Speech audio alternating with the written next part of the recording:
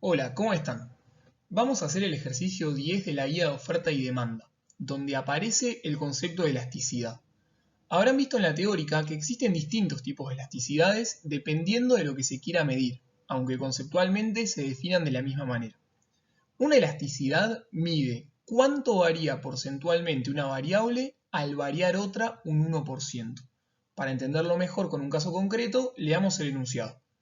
En la siguiente tabla se muestra el consumo de cortes de carne vacuna que hace una familia para diferentes niveles de ingreso. A. Encuentre la elasticidad de ingreso de la demanda para cada nivel de ingreso. B. ¿Qué tipo de bienes para cada intervalo? ¿En qué se diferencian estos tipos de bienes? Lo que nos tenemos que llevar a este ejercicio entonces es el concepto de elasticidad, cómo calcularla y las diferentes formas de clasificar bienes según un criterio determinado por la elasticidad de ingreso de la demanda. Agarrándonos de lo primero que dijimos, la elasticidad de ingreso de la demanda mide cuánto varían en proporción las cantidades demandadas de un bien ante un cambio en el ingreso del 1%.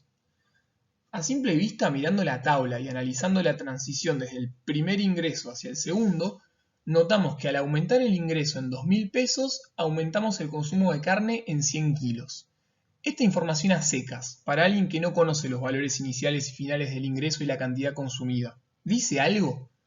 En realidad no, porque en principio es muy distinta la situación en que pasamos de ganar 100 pesos a 2.100 respecto de pasar de 50.000 pesos a 52.000. En ambas aumentamos nuestro ingreso en 2.000 pesos, pero proporcionalmente los cambios son muy diferentes. Lo mismo para el consumo. Por eso nos va a interesar la relación entre la variación porcentual de este último y la variación porcentual del ingreso. A esta relación la representamos matemáticamente de esta forma.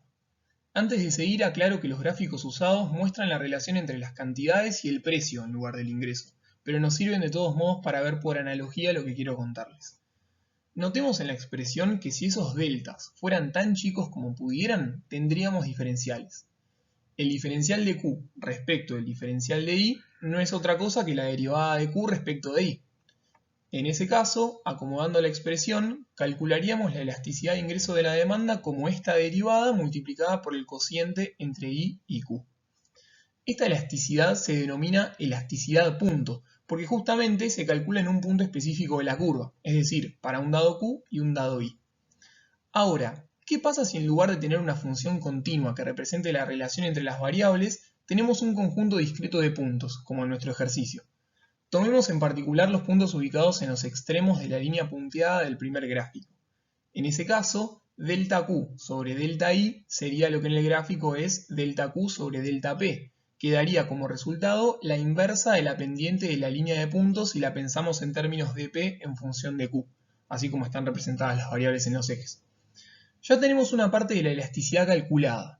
La duda que nos puede surgir es qué valores de I y Q enchufamos en la fórmula. ¿Evaluamos en alguno de los dos puntos que mencionamos? Si, en definitiva, queremos llegar a algo conceptualmente parecido a la elasticidad punto, la pendiente calculada no parece una buena aproximación de la derivada en los puntos ubicados a los extremos de la línea punteada, sino más bien de un punto promedio ubicado entre ambos.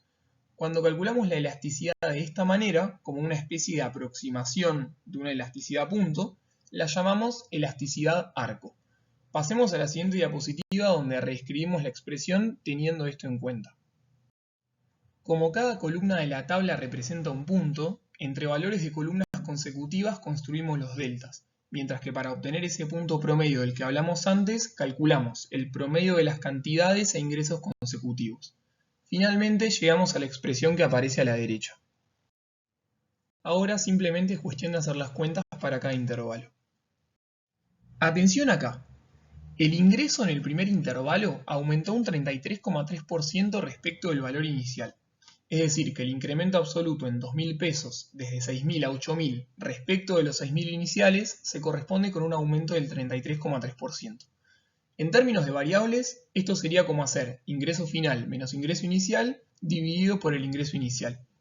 Pero recuerden que nosotros queremos calcular las variaciones respecto a un valor medio, así que no hacemos esta cuenta que les dije recién, sino ingreso final menos ingreso inicial dividido por el promedio entre los ingresos inicial y final. Esta cuenta nos brindaría un aumento del 28,6% respecto del valor medio. ¿Y las cantidades cuánto variaron respecto del valor medio cuando el ingreso varió un 28,6%? Siguiendo la cuenta mostrada debajo de la tabla, esta variación porcentual de Q respecto del valor medio es igual a 100 sobre 250, que da 0,4, o sea, un 40%. ¿Cuál es la conclusión? Que al aumentar un 28,6% el ingreso, las cantidades aumentaron un 40%. Y acá aparece la magia de la aproximación lineal.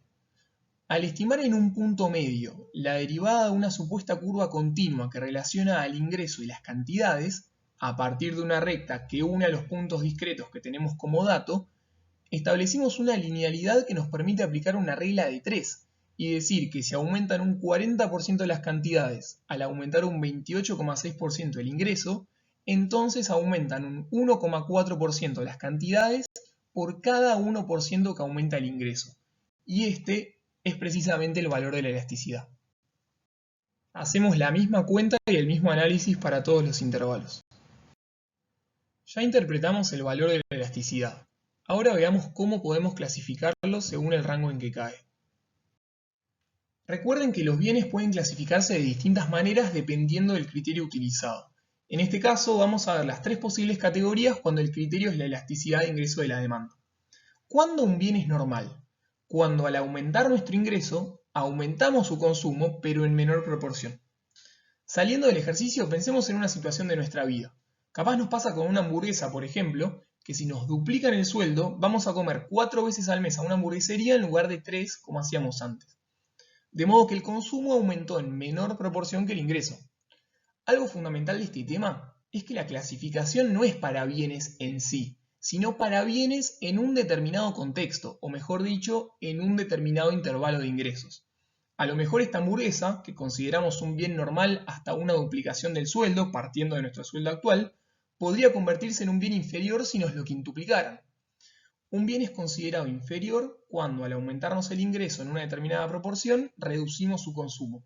O sea, no es que lo aumentamos en menor medida, sino que directamente consumimos menos. En general esto suele darse cuando superado un cierto ingreso nos permitimos consumir productos que consideramos de mejor calidad o que simplemente antes no consumíamos porque nos resultaban caros. En nuestro ejemplo de las hamburguesas, quizás si nos quintuplican el sueldo pasamos a ir una sola vez por mes a la hamburguesería y empezamos a comer más sushi. Superado cierto ingreso, la hamburguesa pasaría a ser entonces un bien inferior. Finalmente aparecen los bienes superiores o de lujo, que son aquellos cuyo consumo aumentamos en mayor proporción que el aumento de ingreso. En la diapositiva vemos para qué valores de elasticidad de ingreso de la demanda los bienes se consideran inferiores, normales o de lujo, y en la tabla vemos cómo la carne para esta familia pasa a ser considerada de distinta manera según el intervalo de ingresos. Acá agregamos a la tabla las clasificaciones en cada intervalo. Si están aburridos, piensen en cómo clasificarían algunos de los bienes que consumen. Ojalá se haya entendido, cualquier duda como siempre nos la pueden consultar por los medios que ya saben. Hasta la próxima.